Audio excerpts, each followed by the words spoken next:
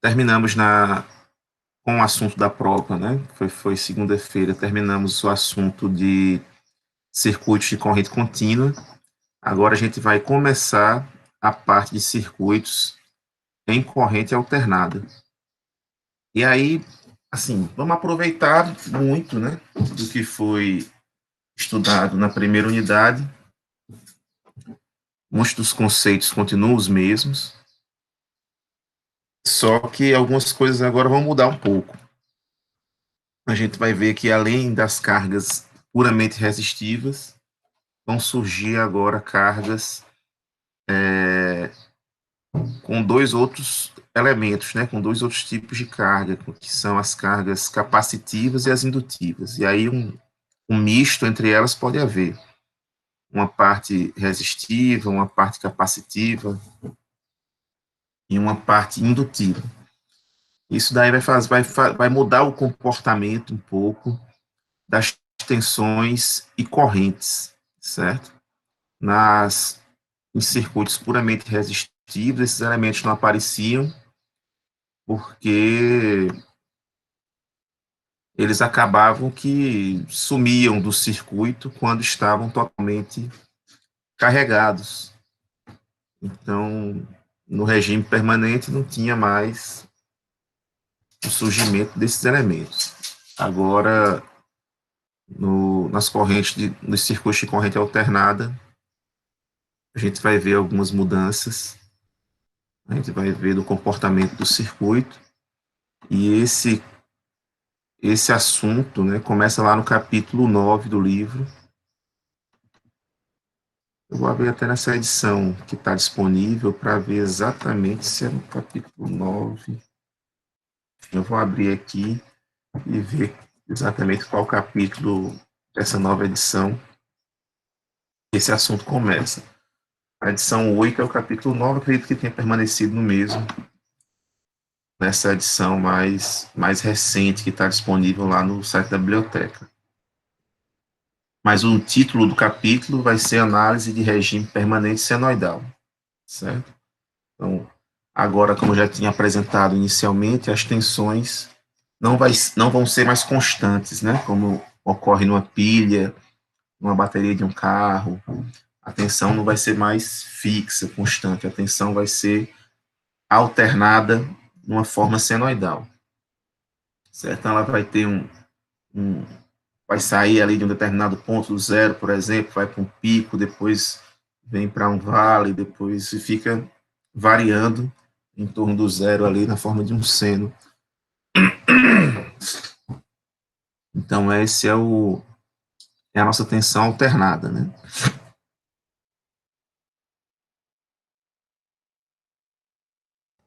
Deixa eu ver aqui. E nas nossas apresentações, será aí a partir do capítulo 3, parte 4. Capítulo 3, parte 4. Vou compartilhar com vocês aqui.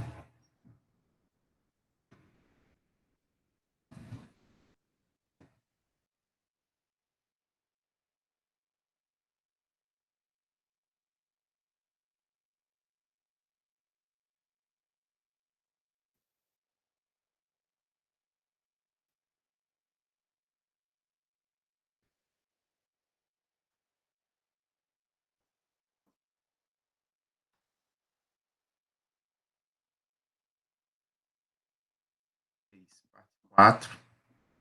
A gente vai ver essa parte aqui dos circuitos elétricos agora, introduzindo o conceito de corrente alternada. Como eu comentei, né, a corrente alternada, ela vai variar aqui em torno do zero, no formato senoidal ou cossenoidal, enfim. Onde são encontrados aqui, ele vai passar pelo zero, vai para um pico, passa pelo zero de novo, vem para um valor mínimo aqui, vai para o máximo, mínimo. E sinais senoidais, né, entre outros, são conhecidos como sinais que são repetitivos, né, assim, que vão se repetindo numa forma previsível ao longo do tempo, alguns são chamados de sinais periódicos, né?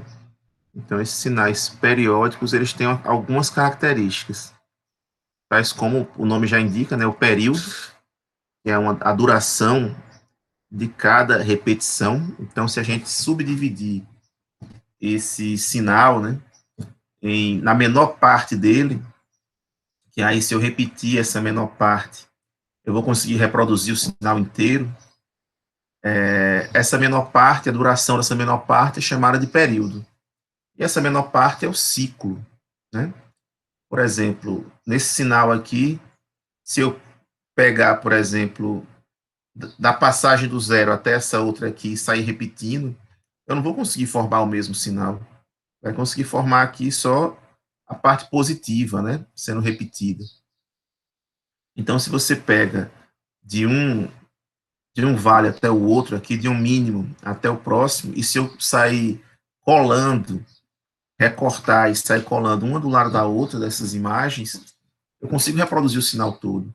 Ou de um pico até outro pico e sair colando esse trecho, né, um ao lado do outro, eu vou conseguir reproduzir o sinal todo. Ou de um zero aqui, passando o outro, passando mais um aqui. Então, esse tempo, desse ponto em que eu estava ascendente, né, em relação ao tempo aqui, ascendente na tensão, até outro ponto que eu estiver ascendente na tensão também. Então, se eu pegar esse sinal e sair repetindo, eu vou ter, se eu pegar esse ciclo e sair repetindo, eu vou ter o meu sinal completo. Então, ciclos são aquelas menores partes de um sinal periódico, né, com o qual, se eu repeti-lo, eu vou conseguir reproduzir o sinal como um todo. E o período é o tempo desse ciclo, certo? Para a gente ter uma ideia aqui, a gente tem uma tensão aqui no Brasil que cada ciclo se repete em 16,6666 milissegundos. Então, é um tempo muito curtinho ali, 16 milissegundos, tá? É 16,666 vezes 10 a menos 3, né? É 0,01666666. Então, é um tempo muito, a gente olha aqui no gráfico, né? Mas é um tempinho muito curto para isso daqui ocorrer, né? É uma variação muito rápida. E aí a gente tem outra característica que é a frequência. Que a gente diz assim, olha, quantos ciclos eu tenho em um segundo? Opa. Quantos ciclos eu tenho em um segundo? Essa é a minha frequência, certo? Então, aqui no Brasil, a gente tem, basicamente no mundo, há duas frequências comerciais para nos sistemas elétricos, certo? Aqui no Brasil, a gente usa a de 60. E aí, para não repetir, 60 ciclos por segundo, a gente utiliza uma grandeza, né? Em homenagem aí ao pesquisador, ao cientista que analisou esses tipos de sinais periódicos, que é o Hertz, certo? Então, a gente tem uma frequência do sinal de tensões e correntes aqui no Brasil alternada de 60 Hz, que significa 60 ciclos por segundo, 60 repetições por segundo. Em outros países, um outro padrão também utilizado é o de 50 Hz, certo? Então, tem de 50 e 60, a gente utiliza o padrão de 60 Hz, nossos equipamentos, geradores de energia, tudo é dimensionado para funcionar a 60 Hz, certo? Você pegar um carregadorzinho do seu celular, ou a bateria do seu notebook, o carregadorzinho do seu notebook, ou qualquer outro equipamento eletrônico, e olhar as especificações dele, provavelmente você vai encontrar lá 60 Hz, ou até mesmo, vamos dizer assim, as duas frequências, né? O equipamento funciona sem problema nenhum em qualquer uma dessas duas frequências, ou 50 ou 60. E aí, para se calcular, né, se você tem o tempo de cada ciclo em segundos, certo? Então, tenho lá 16 milissegundos.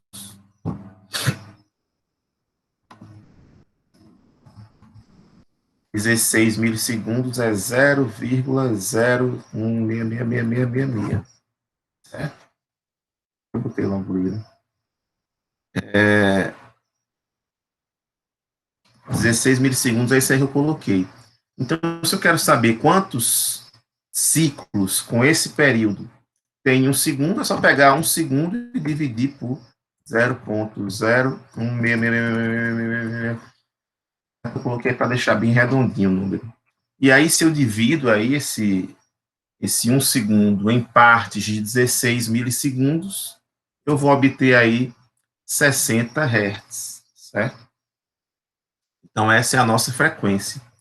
Então, 1 dividido pelo período, 1 segundo dividido pela quantidade de tempo de um ciclo, é igual à minha frequência, ou seja, é igual à quantidade de vezes que um ciclo se repete em um segundo. É igual aí aos hertz da minha frequência. E o contrário também, né?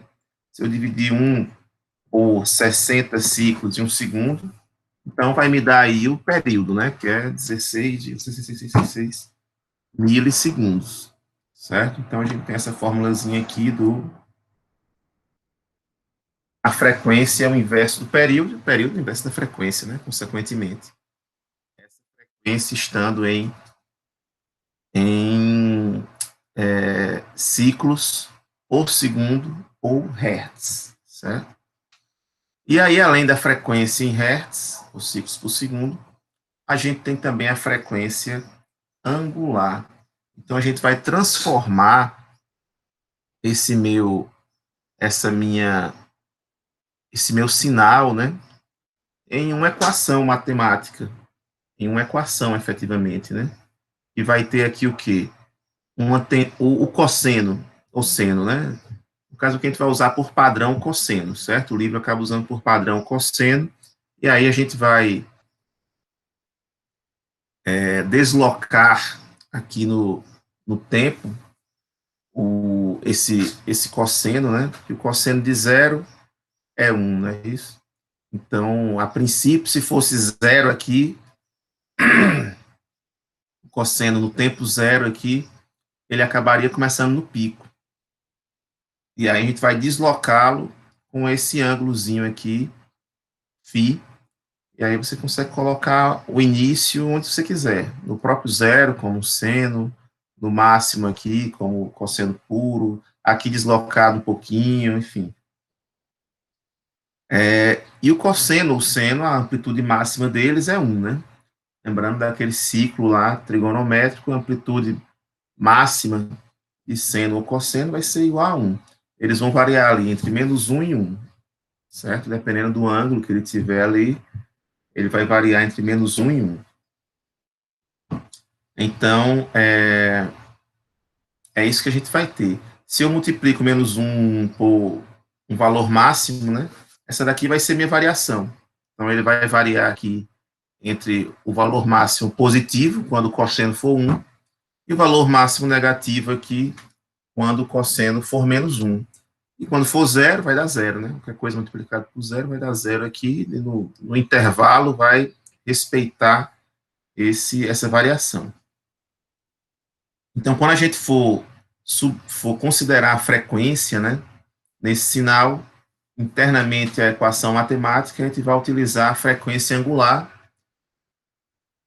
que é essa letrinha grega aqui, que parece um W, né, que é o ômega, que é colocada.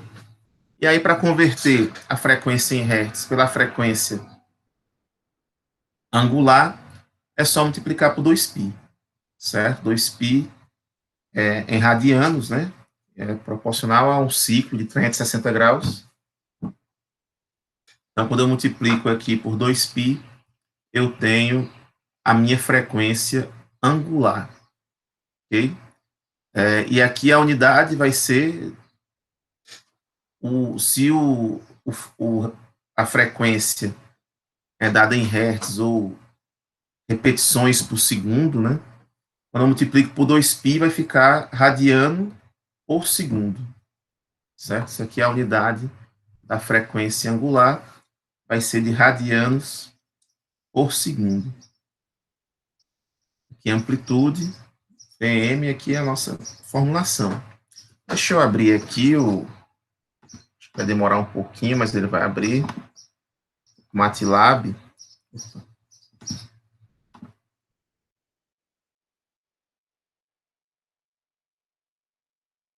E aí a gente vai formular. Lembrando aqui dessa equação, né? Tá abrindo ali por trás, a gente vai formular vamos criar um tempo aqui, um array, né? Um vetor de tempo de 0 a 1 segundo. Se eu criar um gráfico lá no meu MATLAB de 0 a 1 segundo, vão ter 60 dessas repetições. Se eu quiser só 3, aqui só tem 3 repetições, 2,5, né? Aqui tem, ó, 2 ciclos e meio. Saindo daqui, ó, um ciclo, parou aqui, 2 ciclos, parou aqui, meio ciclo. Se eu quiser 2 ciclos e meio, eu vou lá fazer um tempo de simulação, né, no meu gráfico, de 2 períodos e meio, né? Pegar um período, 60 Hz, que tem 16,666 milissegundos, e multiplicar por 3. Esse aí vai ser meu tempo de simulação para eu ter uma imagem bem parecida a essa. A gente vai fazer isso também. E aí esse vai ser o meu. Eu tenho vários pontos, né? Tenho que criar vários pontos para simular esse gráfico aqui e calcular essa fórmula para esses vários tempos diferentes, certo? Depois apresentar aí num gráfico. E vamos ver como é que a gente faz isso no MATLAB. Aí eu vou definir aqui uma tensão máxima, uma tensão de pico, para a gente fazer essas continhas. Quem já utilizou o MATLAB ou outro software similar, tem acho que é o Freelab, tem outros também, né? Eu acho que hoje vocês não estão mais vendo a disciplina de introdução à computação no MATLAB, como era há alguns anos atrás. Acho que já estão vendo de uns 2 anos para cá, mais ou menos o tempo que vocês pagaram a disciplina, já estão na parte de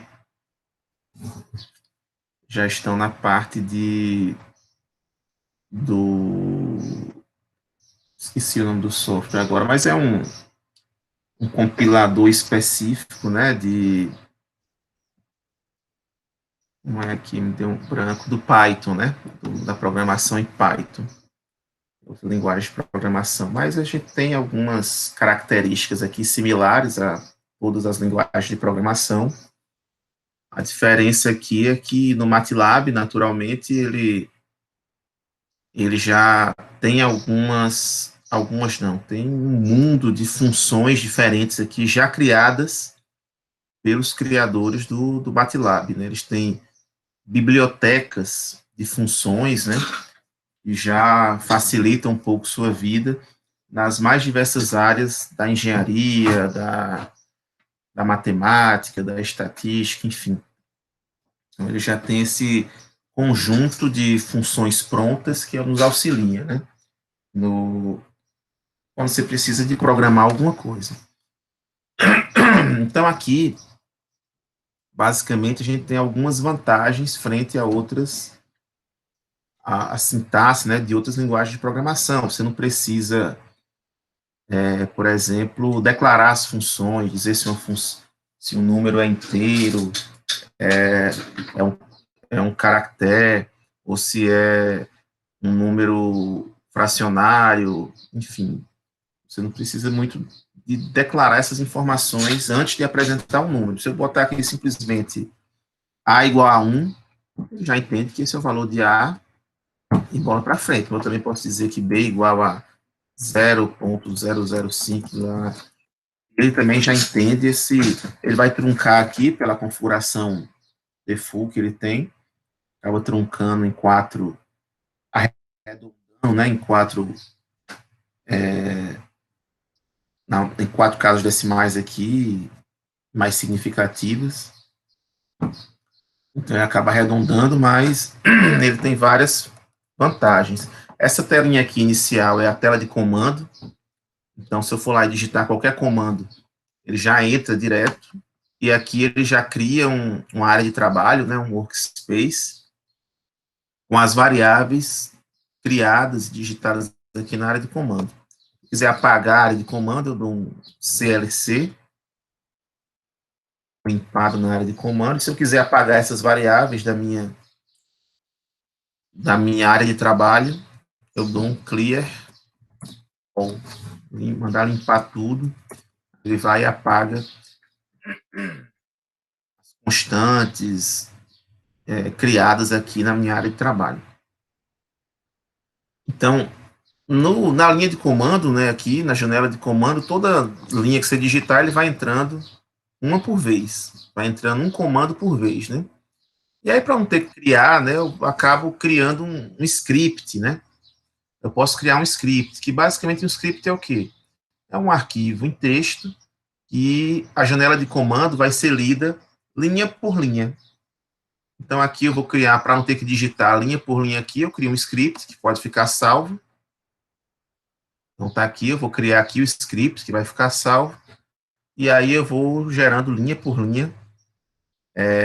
Posteriormente, né, quando eu der o play aqui, o run, ele vai fazendo a leitura, é como se eu fosse colocando linha por linha aqui na minha janela de comando.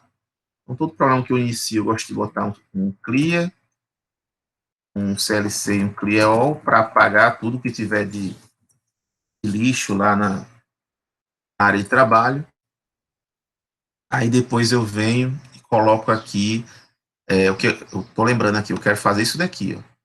Quero colocar essa fórmula, simular vários pontos aqui para um determinado período, um determinado tempo de simulação e mandar plotar esse gráfico, mandar plotar esses pontos, né?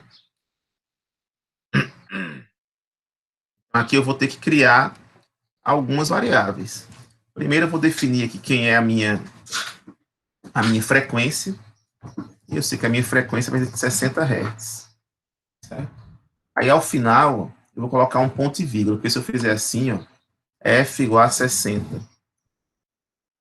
Vai aparecer aqui F igual a 60, mas se eu botar só F igual a 60, ponto e vírgula, ele não repete aqui embaixo, fica poluindo menos a janela de comando, ele só faz entender, beleza.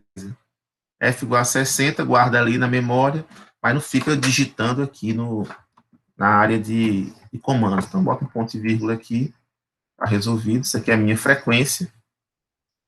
A frequência angular, vou chamar de W, que é 2 vezes, aí se eu botar o π, ele já arredonda aí para várias casas decimais aí, o π, ao invés de botar 3,14, vezes a frequência que eu defini, depois a gente varia essa frequência para brincar um pouquinho. A frequência angular e a frequência em Hertz já foram colocadas. Agora eu vou dizer que é a minha tensão máxima. Não, vou fazer um teste com tensão máxima em 100. Então, ela vai ficar variando de 100 a menos 100. E agora eu vou dizer, para colocar a fórmula, né? Essa fórmula aqui, para colocar essa fórmula, eu já tenho VM, tenho o ômega, vou colocar esse defasamento aqui, vou chamar de φ, certo?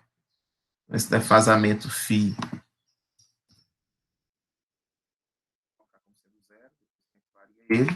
Então, e depois vou colocar aqui agora, pronto. A única pessoa que está faltando agora, o único valor aqui, qual seria uma função, né? Então, beleza. O V eu já tenho, que é 100, a tensão máxima. A frequência angular já tenho, e o defasamento aqui já tenho, que eu botei 0, né? Então, vai seguir justamente o desenho do cosseno. E aqui agora eu tenho o ômega e tem o T, o tempo. Então, eu vou definir o tempo aqui de que forma? Vou definir aqui o tempo da seguinte forma. Vou colocar que o meu tempo é...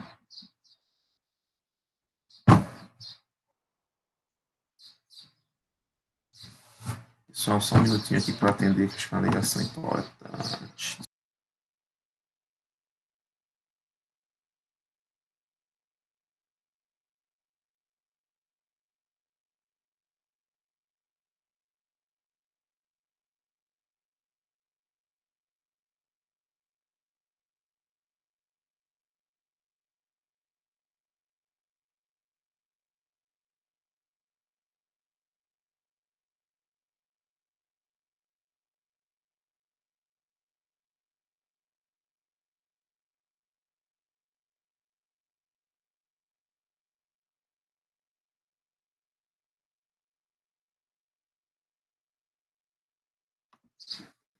Oi, desculpa, pessoal, voltei.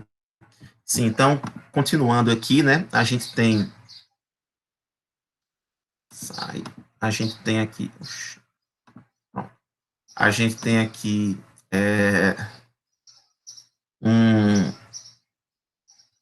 a gente tem aqui, sim, que definir quem é o nosso tempo, né? Só está faltando tempo. Já defini quem é a tensão máxima, defini quem é a minha frequência angular e meu defasamento aqui no tempo, no eixo aqui do tempo, né? Falta só agora definir quem é o tempo.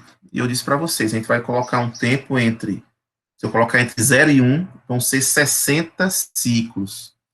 Se eu colocar entre 0 e meio, aí vai ser a metade dos ciclos, 30 ciclos. Se eu colocar o tempo de 3 períodos, vão aparecer 3. Aqui tem 2 períodos e meio, né? Então, vamos determinar aqui o período, o tempo, o número de pontos que eu vou colocar, certo? Para que essa fórmula aqui seja calculada. Deixa eu colocar logo a fórmula, boto o tempo antes. Então, eu vou ter um tempo aqui, que eu vou definir agora, mas depois de ter o tempo, o meu V vai ser quem? A minha tensão V vai ser... minha tensão V vai ser Vm vezes cosseno de ômega vezes T mais φ. Vai ser esse daí. Certo? Agora vamos definir quais valores T vai ter. E aí eu poderia colocar assim, não, eu quero de 0 a 1. Mas eu tenho que dizer quais valores nesse intervalo eu vou colocar. Então eu poderia colocar aqui, por exemplo, T tem o valor... Aí vou criar um vetor de valores de T.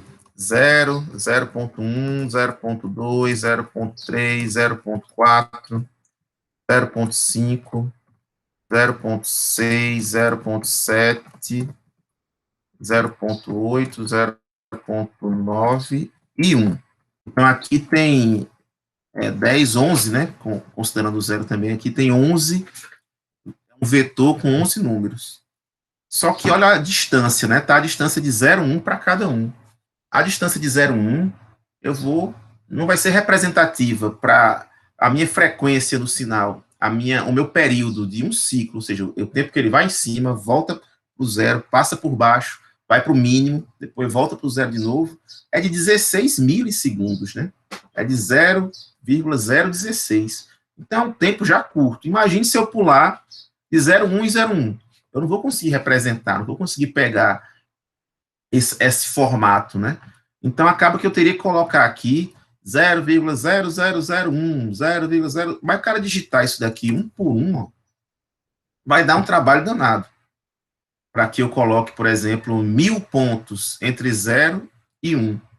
E aí a gente acaba utilizando, se for digitar esses 1000 pontos, né, vai dar muito trabalho. Então, a gente acaba utilizando algumas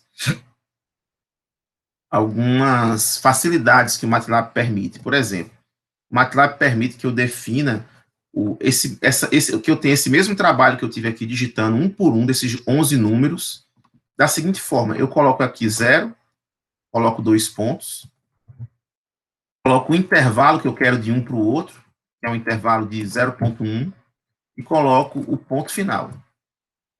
Entendeu?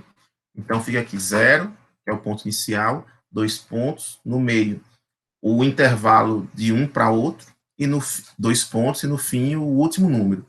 E aqui você vai ver que vai dar no mesmo. Quando eu der o Enter aqui, ó, a mesma coisa que foi apresentada em cima, eu digitando um por um, é apresentada aqui embaixo. Só que agora eu tenho uma grande vantagem, né? Se eu colocar aqui 0.01, vão ser 101 números. Se eu botei 0,1 foram 11 números, né? Se eu colocar 0,01, vão ser 101 números. E aí ele vai lá, ó, colocou os 101 números. Né? As colunas, 1 até a 14, 15 até, e dá a centésima primeira coluna. Isso aí eu posso fazer 0,00000, aí vão milhares de números de uma vez só, e é isso que eu vou fazer, certo? Tem outras formas de apresentar.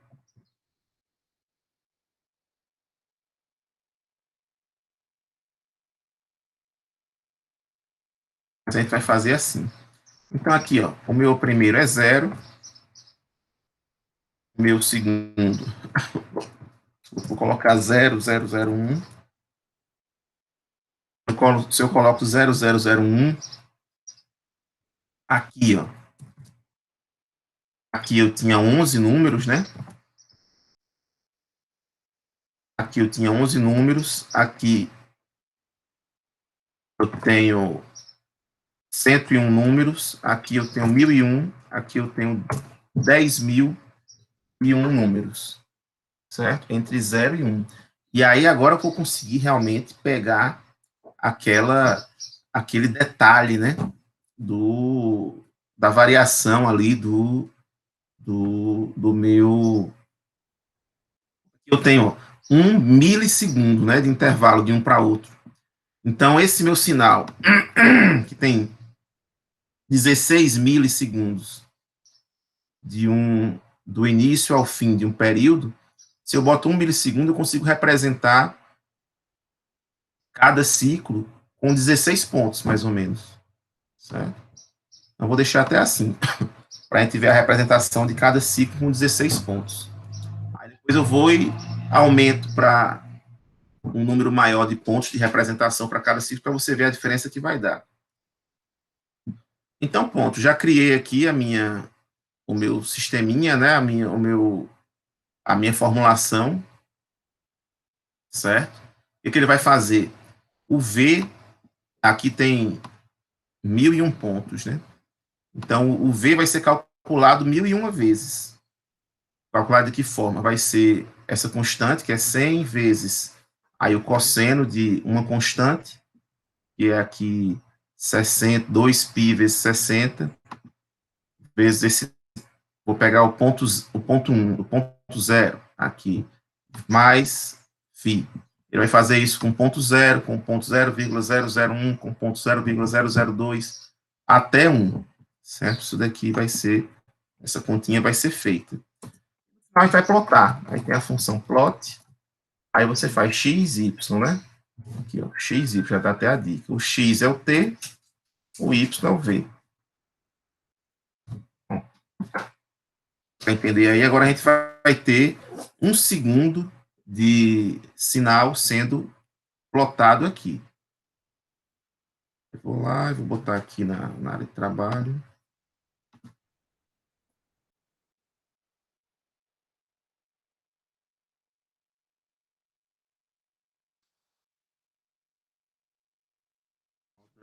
Tá busy, pronto, já foi. Vamos ver a plotagem. Aí, olha como aparece aqui. Como foram 60, aqui tem 60 ciclos em um segundo. Eu vou ter que dar um zoom para poder visualizar aqui, dar um zoom nos 3 primeiros ciclos, né? Para poder visualizar melhor. Vou pegar 50 minutos aqui.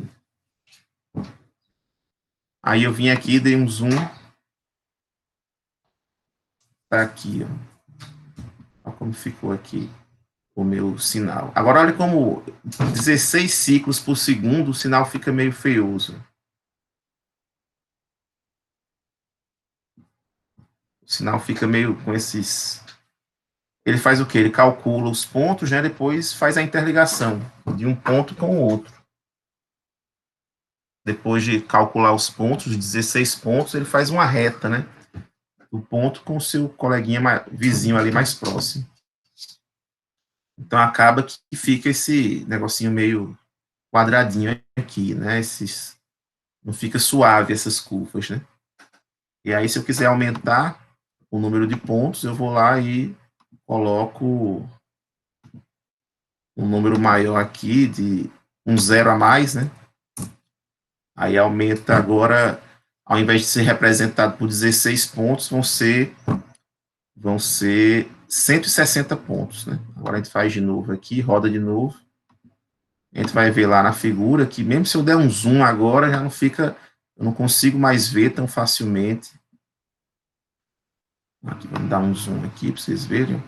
Tá vendo como já fica bem mais suave minha figura? Só vou conseguir ver se eu der um senhor zoom aqui. Pronto, já está começando a dar para visualizar. E agora você vê nessa classe aqui já nesse zoom aqui já uma curvinha, né? Um negócio maior aqui. Se eu aumentar ainda mais os números, eu vou ver menos, menos, menos e menos.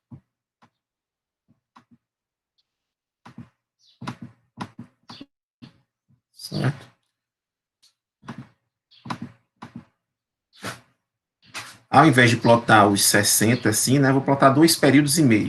Aqui a gente plotou 60 ciclos, só para vocês verem como é que foi feito o cálculo. Mas se eu quisesse plotar 2,5 períodos, eu colocaria aqui, ao invés de 1 segundo, eu colocaria aqui, vou colocar aqui assim,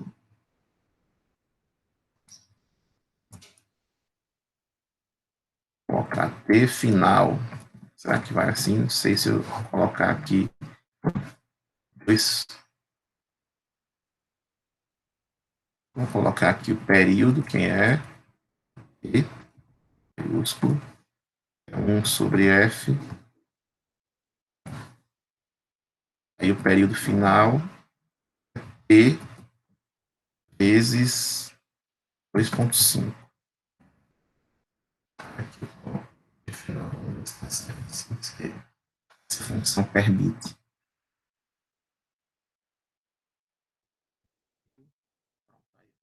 2,5 períodos. Aí do pico aqui do zero, vem aqui 1 período, mais um aqui, 2 períodos, e só esse daqui chegando no 2,5 períodos. Chegou até a descida aqui. Deixa eu colocar aqui uma grade, né? Para facilitar a visualização das passagens por zero. Eu venho e boto grid 1, e aí vai aparecer uma gradezinha. Deixa eu fechar.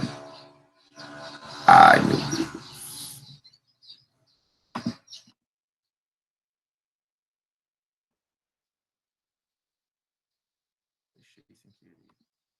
Mas a gente faz só para ver essa linhazinha pelo zero aqui, para a gente visualizar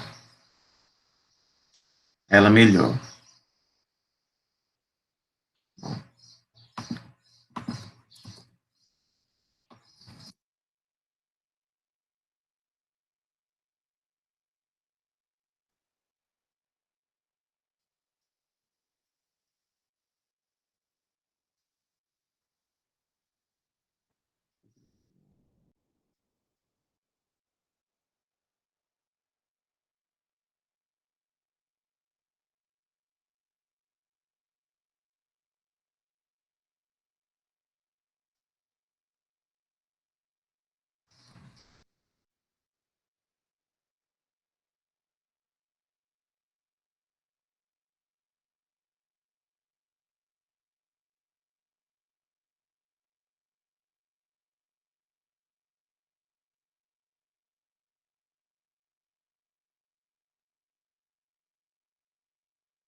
Apareceu essa gradezinha, a gente vê a passagem por zero.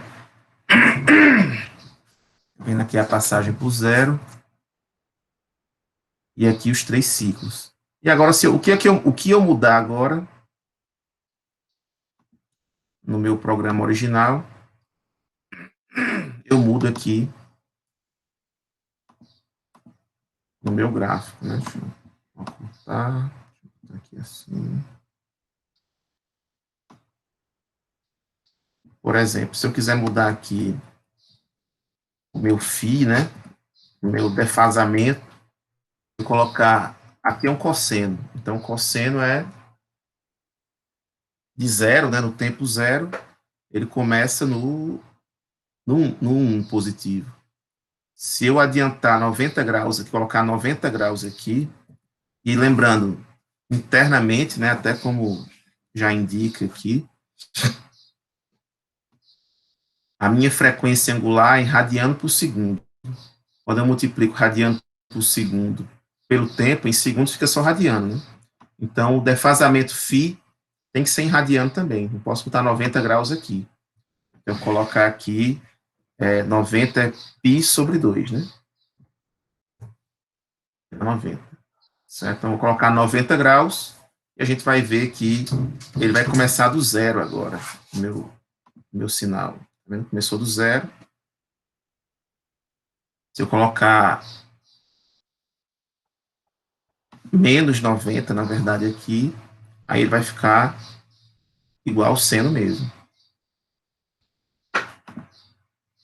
Aí, menos 90, aí ficou igual seno, né? Seno de zero. Seno zero, seno de 90, sendo 1, seno de 180, 0, seno de 220, 270 menos 1, e assim vai.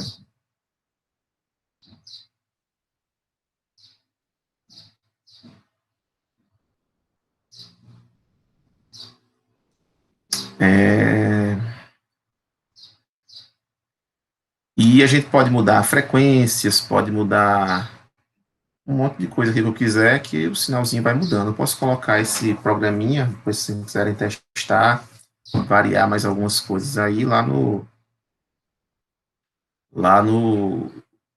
AVA também.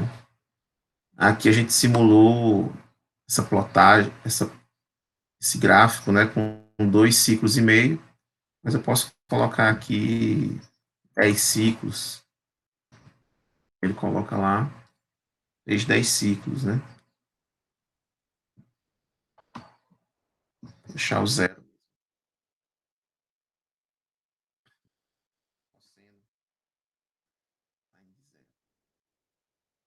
Já deu para vocês montarem. Eu vou deixar lá no AVE esse programinha, para caso vocês queiram dar uma mexidinha, dar uma brincadeira, fazer uma coisa ou outra. Depois a gente vai utilizar esse mesmo programa para outras coisas. Vamos avançando aqui. Então, esse aí é o nosso sinal senoidal, certo?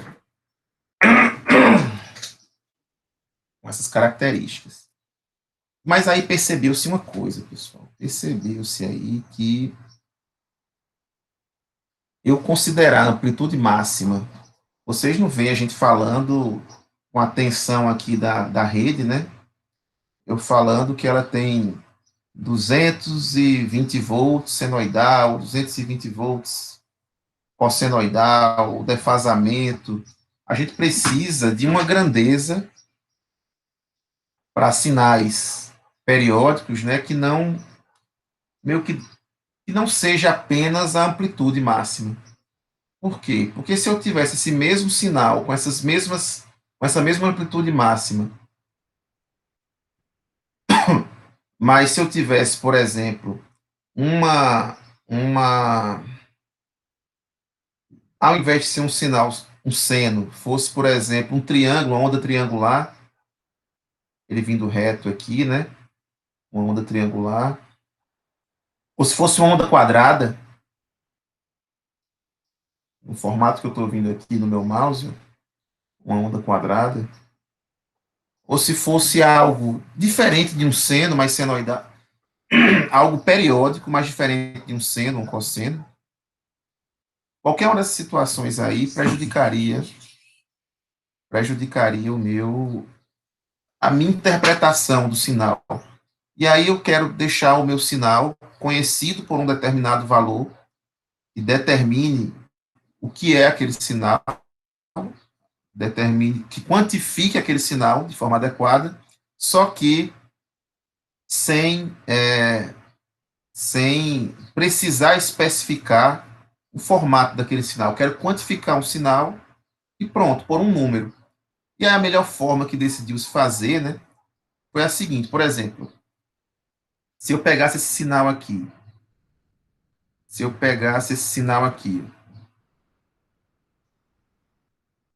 aqui eu tenho, cadê ele?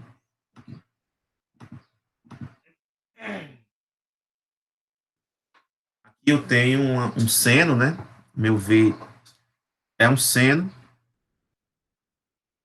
Agora, se eu elevasse esse seno, se eu pegasse o valor absoluto do seno, certo? Ou seja, só o positivo. Então, eu vou botar aqui VAB, ABS é igual a quem? ABS, que tem essa funçãozinha aqui, de V, certo? Aí eu vou mandar plotar V, e de vermelho aqui, a função plot. O que é que eu botei aqui? Qual é o valor absoluto de um número? Não é o módulo do número, aquelas duas barrinhas. É o módulo do número, a parte só positivo. O que for negativo, vira positivo também. Esse é o valor absoluto. Então, vim aqui T de novo e botei VABS. Se eu boto para plotar, ó, eu tenho aqui, vou botar em figuras diferentes, é melhor, senão misturaram na cabeça.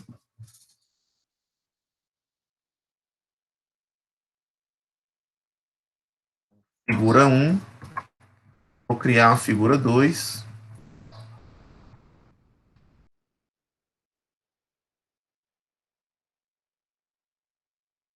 Figura 1 só com esse daqui. Figura 2. Aqui a figura 1 e a figura 2. Então agora eu tenho duas figuras.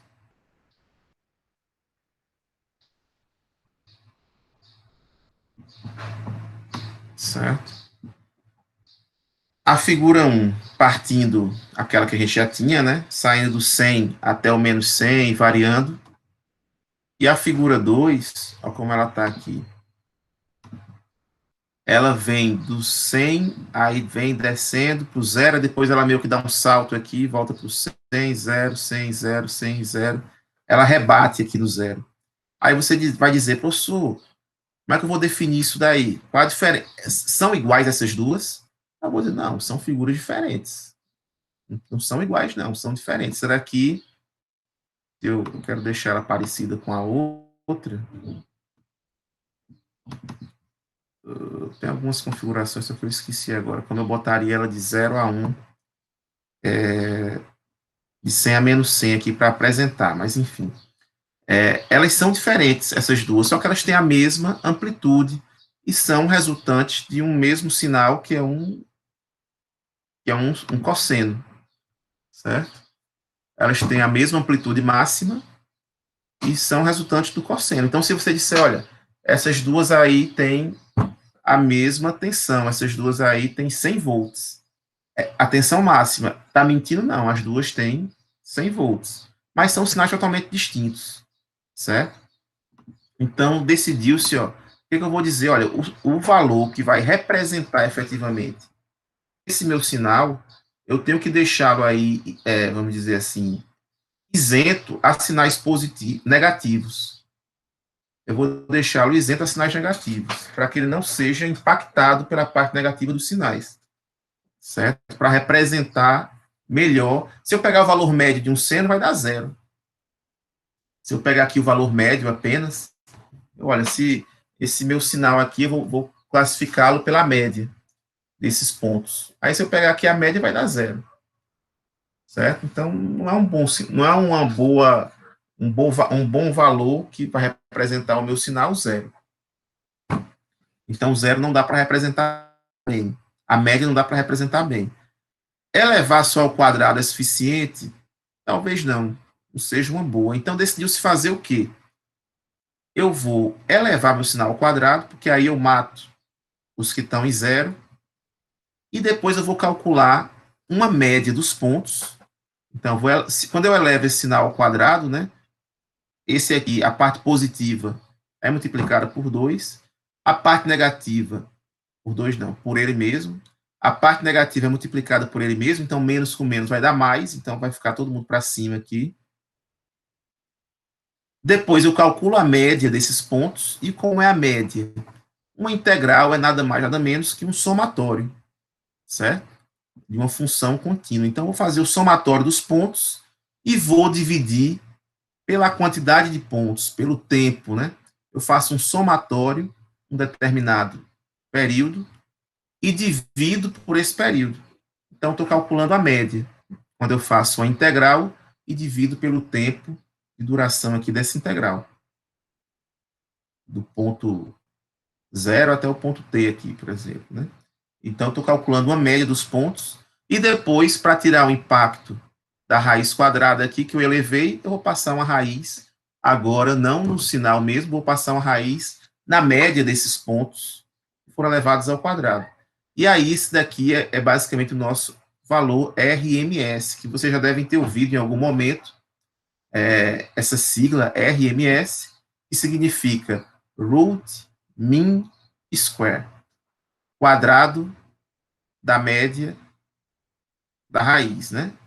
Square é o quadrado, né? Eu levei ao quadrado, min é a média que eu fiz aqui, né? Fazendo o somatório dividindo pelo tempo, e root é a raiz, né? Root, min square, eu elevei o número ao quadrado, passei a média, calculei a média desses valores ao quadrado e passei a raiz. Aí sim eu consigo representar, ter um número que represente efetivamente qualquer tensão, independente da forma dela, se ela é só positivo, se tem positivo e negativo, se é uma forma triangular, se é uma forma quadrada, se é uma forma senoidal, certo? E aí, se a gente fizer essa continha aqui, desenvolver, simplificar, tal, resolver essa integral, dividir pelo período, passar a raiz, depois fazer essas contas tudinho, tem lá no livro, não é nosso objetivo, certo? No livro ele faz isso com uma onda triangular, onda quadrada, dá alguns exemplos, mas como não é nosso objetivo, mas o conceito é importante, eu só coloquei aqui o resultado final, certo? Depois de resolver isso daqui, a gente vai ter que a tensão RMS de um sinal senoidal vai ser a tensão máxima dividido por raiz de 2, certo? Ou seja, essa tensão que vocês conhecem por 220 volts, que é a tensão nossa das tomadas, né, em baixa tensão, essa tensão, se eu colocar um medidor que me mostre a variação aqui da tensão, que é um osciloscópio, eu não vou ver 220 volts lá em cima. A gente conhece a tensão pelo valor RMS, pelo seu valor. Outra forma de chamar o valor RMS, né, é de tensão eficaz, certo? A tensão eficaz é essa continha aqui, né, que no final das contas vai dar o VM sobre raiz de 2. Então, a gente conhece a tensão pelo seu valor eficaz, certo? Pelo seu valor RMS. Então, na verdade, 220 volts já é eu pegando a amplitude e dividindo por raiz de 2. Então, quando eu colocar meu multímetro ali, meu medidor, meu osciloscópio, e ele me der um gráfico, ele vai me dar um gráfico com 220 raiz de 2 como, vezes raiz de 2 como tensão máxima, que dá quanto aqui? 220, fazer aqui, 20 vezes raiz de 2. Vai dar 311 volts, certo? Quando a gente pegar lá, fizer um gráfico no osciloscópio, né, observarmos como é ficar essa forma da tensão, ela vai dar 311 volts aproximadamente, o valor máximo dessa tensão, certo? E não os 220, como talvez muitos esperassem, certo? Então, esse daqui é o meu valor eficaz, o meu valor RMS. E por que eu estou mostrando, professor? Isso daí já que não vai cobrar tanto e tal. Porque quando a gente for ver lá na frente como calcula a potência elétrica, né, em circuitos de corrente alternada, a gente não vai usar o VM, a gente vai usar o VRMS, o V eficaz, né? Então, na hora de calcular quantos watts tem ali naquela resistência, quantos quanto de potência aparente, reativa e ativa tem naquela carga, naquele circuito, qual é a potência gerada naquela fonte. Aí, para calcular essas potências, a gente não vai usar grandezas VM, grandezas máximas, né, de tensão e corrente. A gente já vai usar direto o RMS. E aí, calculando rapidinho quais são essas potências com essa grandeza RMS. Mas eu vou mostrar mais para frente para vocês essa diferença aí. Ó, lá no livro, ele vem falando dessa parte, né, RMS, logicamente. Aqui no capítulo 9, como eu comentei com vocês, aqui as grandezas, o período, deu uma lidinha, sempre tem uma lidinha, pessoal. Aqui o valor RMS é calculado. Aí ele faz aqui com uma onda triangular. Calculou aqui com onda triangular, e aí uma corrente triangular, enfim, tensões e correntes, todos vão ter esse formato. E aqui deu raiz de 3, depois de resolver aquela grandeza, de elevar ao quadrado, aquela integral, né? De elevar ao quadrado, calcular a média, que é passar a integral dividido pelo período e passar a raiz, aí ele vai, depois de resolver essas grandezas, chega aqui nesse valor. É o raiz de 3. Mas no nosso caso é raiz de 2, né? Que foi com seno, cosseno. Ele explica.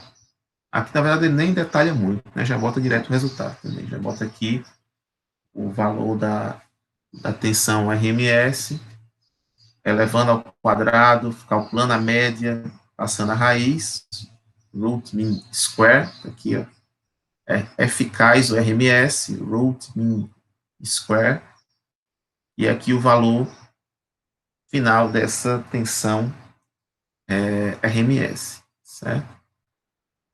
Vamos dar uma lidinha aqui para ver mais esses detalhes, mesmo que a gente não vá passar o exemplo, calcule a tensão, não sei o que, não vou...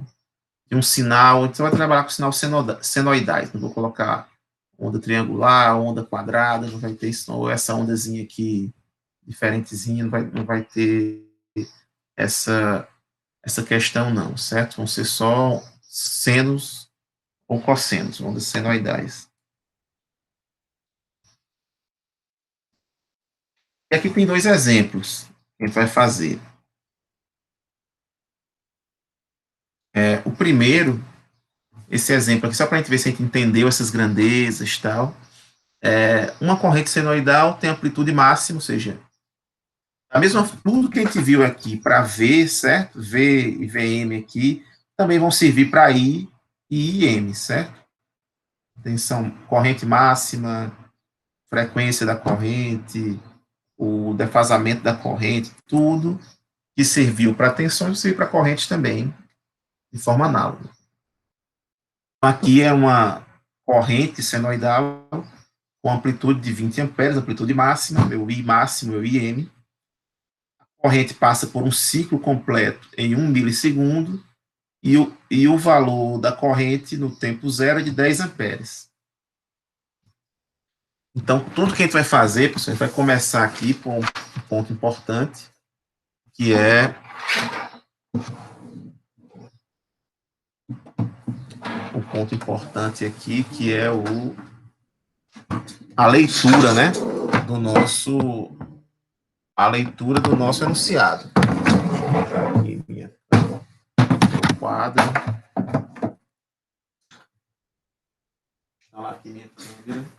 Então, todo enunciado é extremamente importante a gente dar uma lida no enunciado, né, e saber tirar as informações que constam nele. Então, eu vou ler o enunciado mais de uma vez possível. Eu vou dizer o que tem de informação útil nesse enunciado que eu possa aproveitar na resolução da minha questão. Então, a gente vai ver aí que tem uma informação importante. Vou colocar aqui no meu quadro para vocês verem. Dentre essas informações importantes, né, olhando aí, vocês já conseguem observar que a gente tem direto, né, de cara, informando a tensão máxima. Então, de cara, já sei quem é a tensão máxima do meu circuito. E já sei quem é também o... Pronto, a princípio de cara tem a tensão máxima. O resto eu vou ter que fazer uma interpretação, né? Aí, ó, o que significa eu dizer que a gente tem um sinal, um ciclo completo em 1 milissegundo? Qual das grandezas é essa daí? O tempo de um ciclo. Fora aquelas letrinhas a gente estava vendo que representam o tempo de um ciclo. Deixa eu colocar a câmera aqui do meu.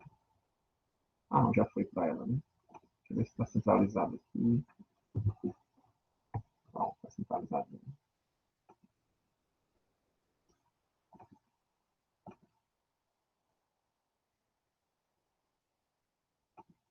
Vamos lá. Qual é o... Então, de informações no exemplo, né? Depois eu saio daqui. Desse compartilhamento, fico no quadro só. Mas aqui a gente tem a corrente máxima, é de 20 amperes. Beleza. A corrente que passa por um ciclo completo, a corrente passa por um ciclo completo em 1 milissegundo, então esse é o meu período T, o tempo de um ciclo, que é 1 milissegundo. O valor da corrente no T igual a zero é de 10. Então a minha fórmulazinha é essa daqui, ó. Só que em vez do I, em vez do V, eu tenho um I, né?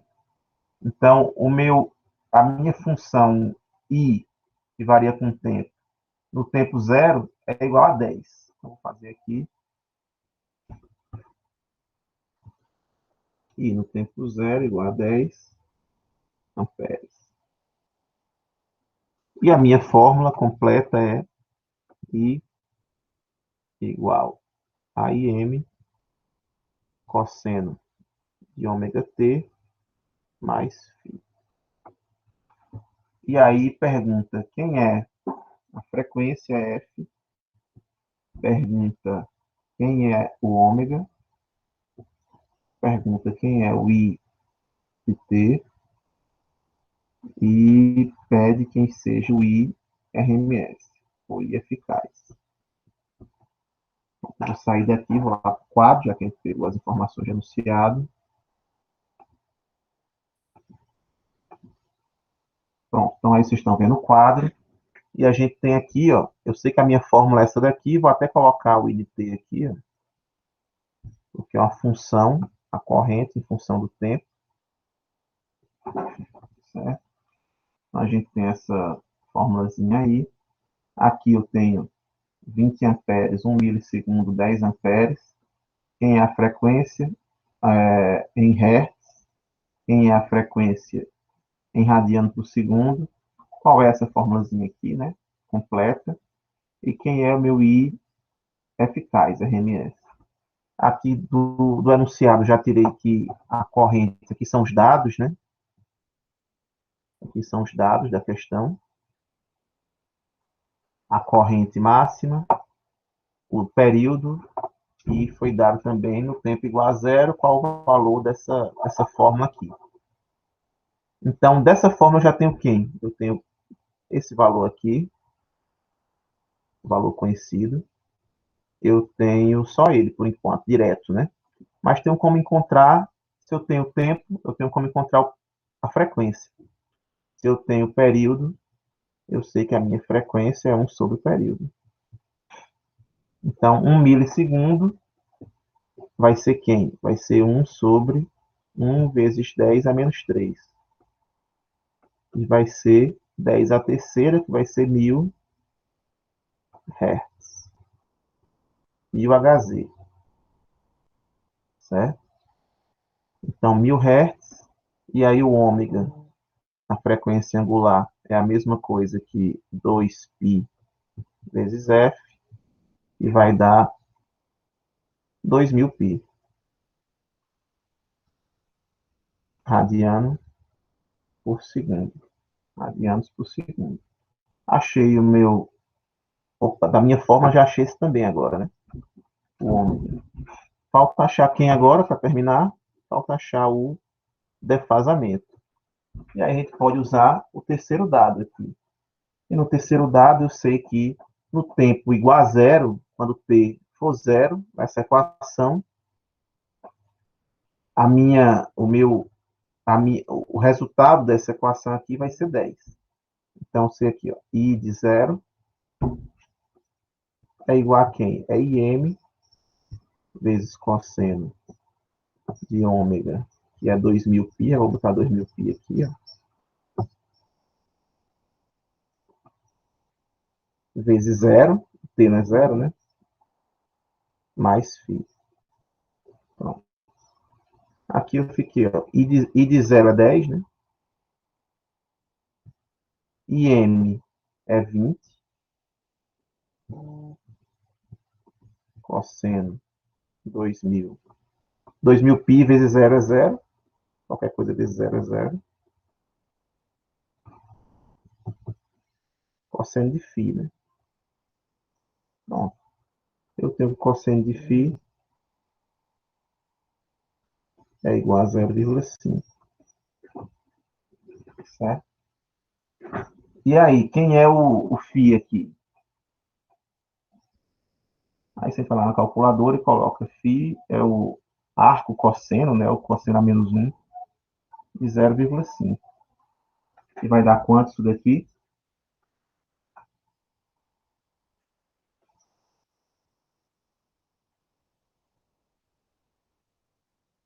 Quanto é aí qual o ângulo que o cosseno dá 0,5?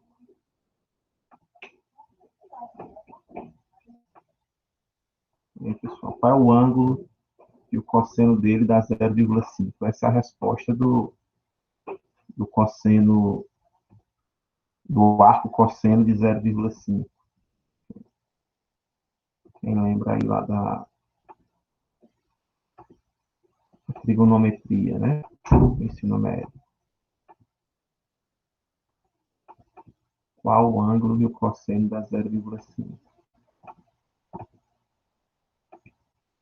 Se você não souber, você pode usar a sua calculadora e procurar lá o arco cosseno, né, dela, certo?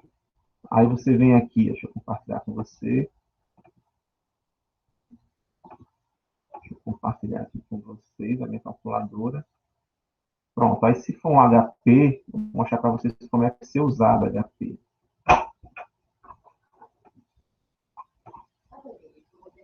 A gente vai usar da seguinte forma. Aqui nossa questão, né? E aí eu vou usar da seguinte forma. Eu vou configurá-la primeiro. Vou lá em modo, lá no CAS, né?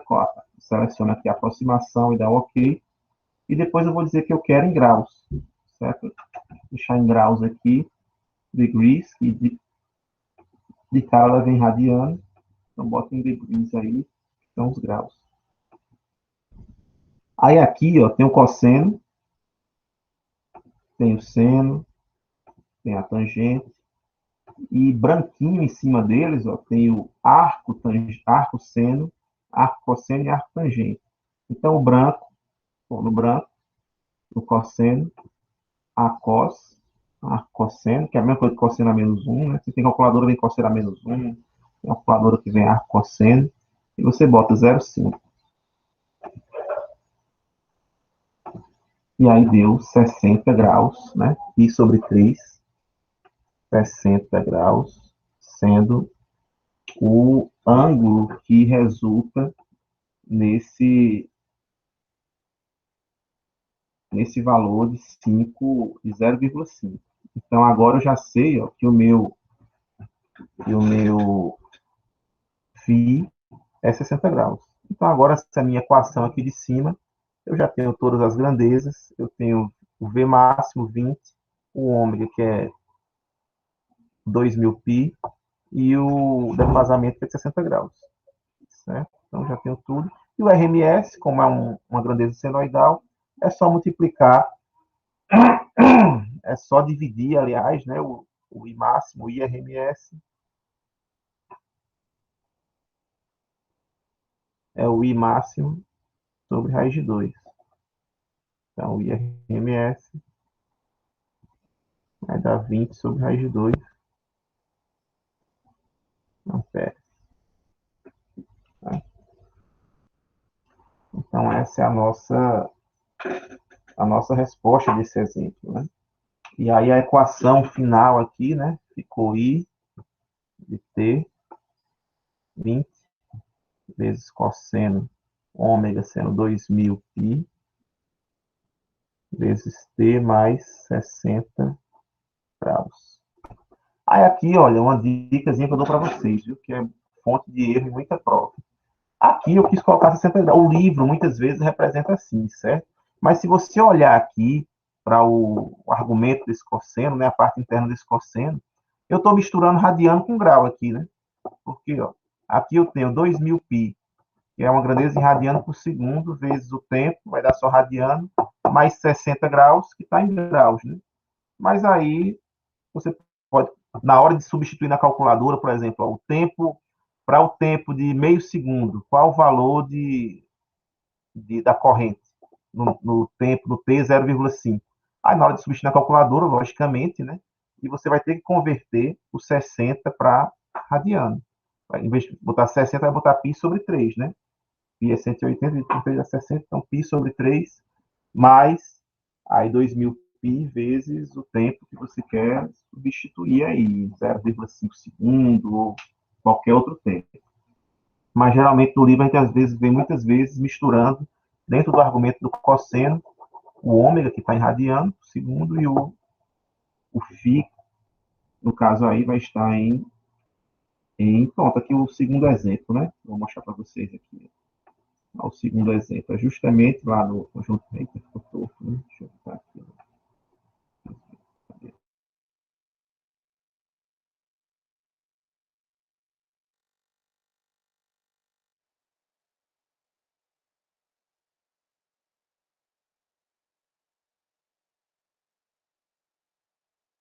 Voltei. Voltei, testando 1, 2, 3, voltei.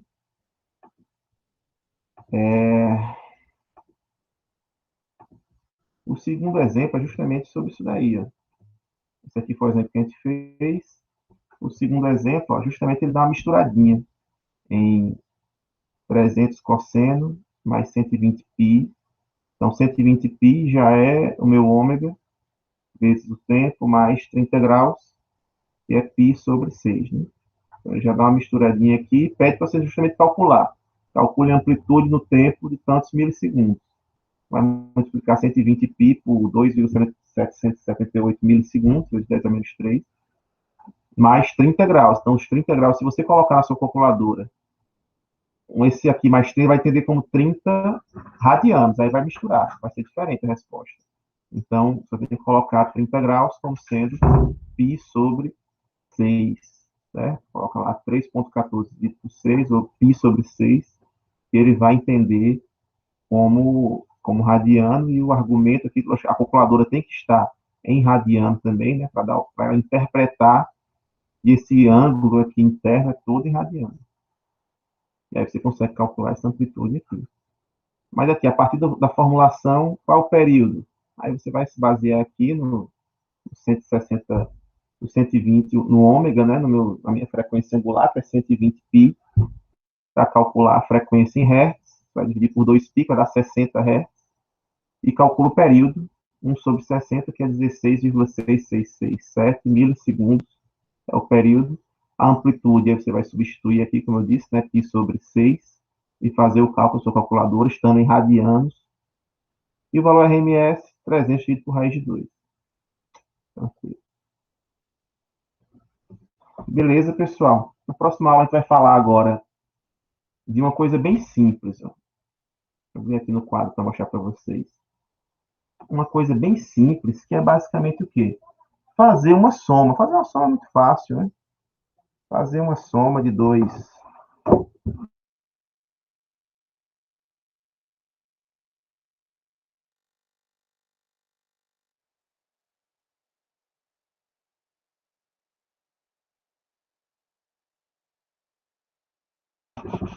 Desculpa, quando eu encosto no fio aqui, ele acaba deixando mudo o áudio. Mas é o somatório das tensões num nó, ou das correntes num nó, ou o somatório de duas fontes, que era tão fácil antes, né? Que a gente fazia, aqui tem 20, aqui tem 30. Eu fazia aqui, opa, que eu posso substituir por uma de 50. Pô, muito fácil, tranquilo. Mas agora, quando eu tiver aqui, não tenho mais 20 aqui, ou 30 ou 20 aqui, agora eu vou ter, por exemplo, 10 cosseno de ômega t mais 30 graus. E aqui 20 cosseno de ômega t mais 50 graus. E agora, quem é que vai ser aí essa minha tensão total aqui? Quem é que vai ser? Não sei. Não vai ser mais tão simples. Eu não posso dizer que é 30. E o defasamento, quem é que vai ser? Ambos vão ter a mesma frequência, né? Porque a gente envolve no mesmo circuito elementos com fontes, correntes e tal. Todos têm a mesma frequência, certo? Todos no mesmo circuito vão ter o mesmo ômega. Por isso que eu deixei até em ômega aí, para não especificar quem é, que é o mesmo. Mas aí, quem é essa soma aqui? Não é mais uma tarefa tão simples, né?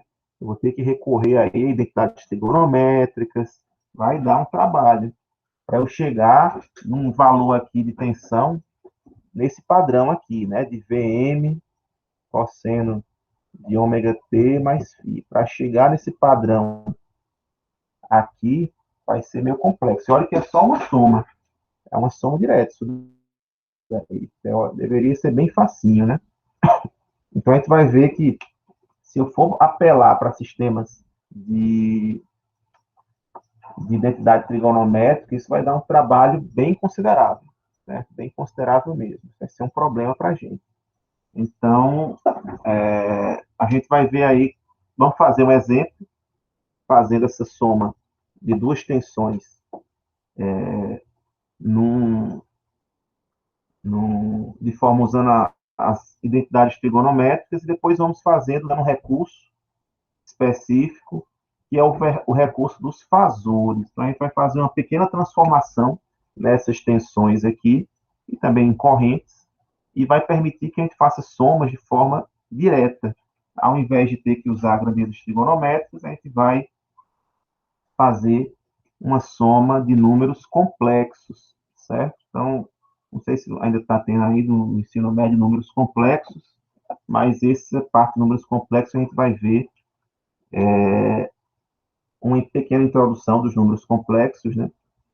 Que vai nos ajudar a fazer esse tipo de continha, certo? De forma direta, bem rápida, sem maiores dificuldades. Ok, pessoal? Então é isso. Na próxima aula a gente vê. Não vai ter atividade. Aliás, eu vou passar umas atividadezinhas hoje para vocês, do início do capítulo 9, lá do livro, para vocês entregarem até sexta, certo? Só desses assuntos que a gente viu, de período, frequência, valor RMS, vou passar os mais simplesinhos, pelo menos uns 4 ali do início, para vocês fazerem, para contar com a presença de hoje. A primeira presença da AB2, certo? E era isso. Por hoje foi isso. Fiquem aguardando lá no sisteminha os exercícios que eu vou passar para vocês entregarem até sexta. E na segunda a gente dá continuidade com os fasores e essa soma de grandezas trigonométricas, ok? Então hoje era isso, agradeço a presença de todos e bom final de semana, até semana que vem. Tchau, tchau.